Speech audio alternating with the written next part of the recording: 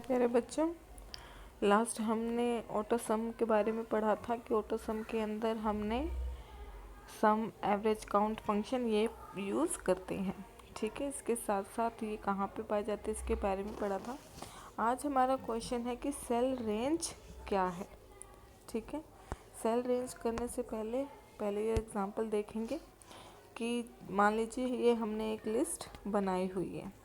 ठीक है, ये हमारी एक लिस्ट प्रिपेयर्ड है, इसके अंदर हमें यहाँ तक जो है हमारी लिस्ट मौजूद है। ठीक है, इतना हमें पता है और हम इस लिस्ट का जो है टोटल करना चाह रहे हैं। ठीक है, ये हमारी लिस्ट हमें दी गई है, तो हम डायरेक्ट ऑटो सम फंक्शन का यूज़ करके, ठीक है ना, जो ये हमारा ऑटो सम फंक्शन है इसका यूज़ करके हम इनका डायरेक्ट एडिशन निकालेंगे। ऑटो सम पे क्लिक करके हम सम पे जाएंगे। सम पे जाने के बाद ये रेंज पूछेगा कि आपको किन सेल्स का सम चाहिए। ठीक है, तो हम कर्सर को यहाँ पे रखेंगे स्टार्टिंग में कि मुझे कहाँ से लेके कहाँ तक टोटल चाहिए, कि मुझे यहाँ से टोटल चाहिए। तो मैं यहाँ पे कर्सर को सिलेक्ट करके इसके बाद इसको ड्रैग करके नीचे तक लेके आऊँगी कि मुझे यहाँ से लेके यहाँ तक इन सेल्स का जो है सम चाहिए। तो इसकी रेंज क्या होगी, ये है हमारा D2। क्या हुई, D2। D2 से लेके मुझे सम करना D7 तक। कहाँ तक, D7 तक। तो ये सम फंक्शन की रेंज है कि आपको D2 से लेके D7 तक का सम या एडिशन चाहिए। ये रेंज देते ही इसका एडिशन अपने आप जिस सेल के अंदर आपने ये डिमांड किए वहाँ पे इसका प्रिंट हो जाएगा। तो ये जो D2 से लेके D7 तक है ये हमारी सेल रेंज है। ठीक है ना, जो भी मेरे सिलेक्टेड सेल्स हैं वो मेरे क्या होती हैं, सेल रेंज होती है। ठीक है, तो हमारा क्वेश्चन यही था कि सेल रेंज क्या है, कि तो ड्रैग करके लगातार चुने गए सेल्स को क्या कहते हैं, हम सेल रेंज कहते हैं। ठीक है, जैसे कि अपने लास्ट देखा कि जितने भी हमने ड्रैग करके सेल्स चुने हैं वो सारे हमारे क्या हैं, सेल रेंज हैं। जैसे D2 से लेकर D4 तक ये एक तरह का सेल रेंज का उदाहरण है। ठीक है, नेक्स्ट क्वेश्चन है कि वर्ड प्रोसेसर क्या है। देखिए इसके नाम से ही क्लियर है कि वर्ड यानी कि शब्द, प्रोसेसर यानी कि कुछ प्रोसेसिंग करना, कुछ काम करना। ठीक है, तो वर्ड प्रोसेसर क्या है, कोई ऐसी चीज़ होगी जो शब्दों के ऊपर कोई ना कोई प्रोसेसिंग करता है। शब्द के ऊपर क्या काम कर सकते हैं, शब्दों को अच्छा बना सकते हैं, उनको मोटा दिखा सकते हैं, उनको कलरफुल दिखा सकते हैं, उनके ऊपर स्टाइल लगा सकते हैं, यही काम कर सकते हैं हम शब्द के ऊपर। तो ऐसे ही वर्ड प्रोसेसर हमारा क्या है, एक तरह का सॉफ्टवेयर है जिसके अंदर हम वर्ड से क्या, हम कोई भी फाइल बनाएंगे टाइप करके, हमारे वर्ड्स एक एक वर्ड मिल के हमारा कोई ना कोई डॉक्यूमेंट बनाएगा। तो वर्ड प्रोसेसर एक सॉफ्टवेयर है जिसमें हम हमारी फाइल को सेव कर सकते हैं और बाद में उनको प्रिंट कर सकते हैं। जैसा कि आप देख रहे हैं ये जो आपकी वर्कशीट है ये वर्ड प्रोसेसर में बनाई गई है और ये आपको प्रिंटेड शीट में भी अवेलेबल होती है। तो एक वर्ड प्रोसेसर में हम हमारी फाइल को सेव कर सकते हैं और उसको प्रिंट कर सकते हैं।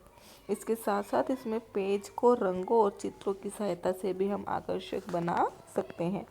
आपने अपनी किताबें तो देखी होंगी, उनके अंदर शब्द होते हैं, शब्द ये होते हैं ना सारे के सारे ये शब्द। इसके साथ साथ फ़ोटोज़ भी होती हैं, टेबल्स भी होती हैं बनी हुई। ठीक है ना, तो ये सारे क्या है, मेरे वर्ड प्रोसेसर के अंदर ही बनाई जाती हैं। ठीक है ना, तो वर्ड प्रोसेसर में क्या है, हम अपनी फाइल को सेव और प्रिंट कर सकते हैं, साथ साथ उसमें क्या है, रंगों और चित्रों को जोड़ के हम हमारे पेज को सुंदर बना सकते हैं। अब इसका प्रयोग क्यों किया जाता है, जाहिर सी बात है जिस काम के लिए इसको यूज़ किया जा रहा है वो आपको डेफिनेशन में ही पता चल गया है। क्या, हमारे डॉक्यूमेंट्स को सेव करने के लिए, प्रिंट करने के लिए। अब डॉक्यूमेंट्स कौन से होते हैं, जिनके अंदर हम हमारी जानकारी डाल रहे हैं।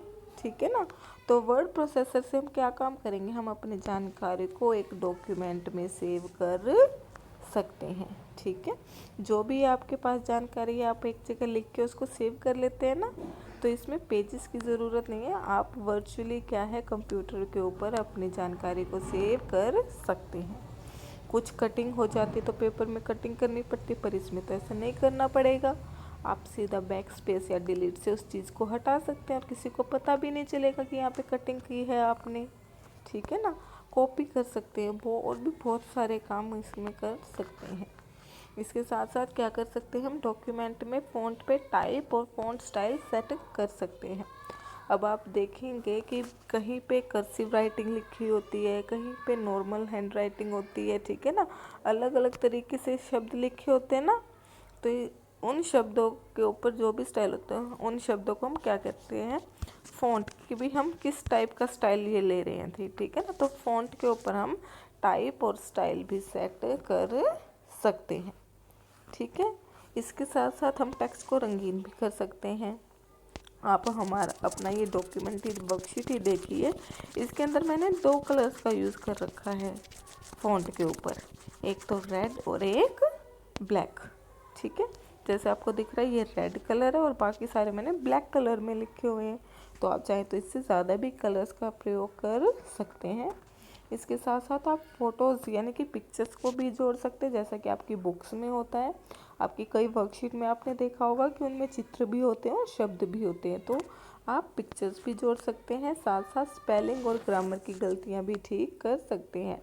मान लीजिए आपने कोई स्पेलिंग लिखी है, ठीक है, और वह जल्दबाजी में टाइप करते हुए आपसे गलत हो गई है, तो वर्ड प्रोसेसर अपने आप आपको वो मिस्टेक शो कर देंगे कि आपने यहाँ पे स्पेलिंग मिस्टेक की है या फिर यहाँ पे आपने ग्रामेटिकल मिस्टेक की है। तो कितनी एक्यूरेसी भी आती है इससे आपकी डॉक्यूमेंट में, ठीक है। तो कितने सारे काम हुए जो हमारे वर्ड प्रोसेसर हमें करके दे रहे हैं, ठीक है।